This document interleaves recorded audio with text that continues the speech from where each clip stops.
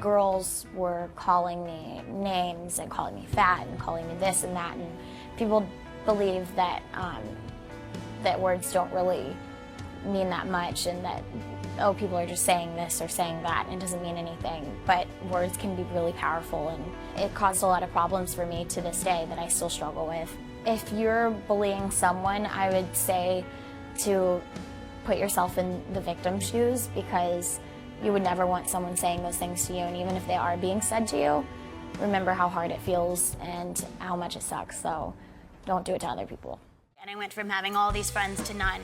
And that's the effects that bullying can have on you, and that's why I'm so adamant and outspoken about why it's so important to get the awareness out there that teen bullying can cause these issues. You know, I struggled with cutting, with anorexia, basically bulimia, and were you drinking or doing drugs or anything like that? I would be lying to you if I said that I never experimented or self-medicated with drugs and alcohol.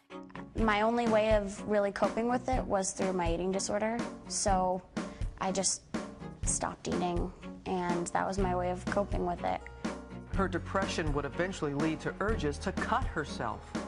I've suffered from cross addictions over the past few years. I was trying to control my eating disorder, trying to get help for it. And when I was taking care of those things, the urges to do that came up. So for me, it was okay to do that because I wasn't throwing up anymore. I chose to share this story with my fans because I realized that if I'm vocal about getting help and sharing my story with other people, then maybe someone else will find the courage to get help too.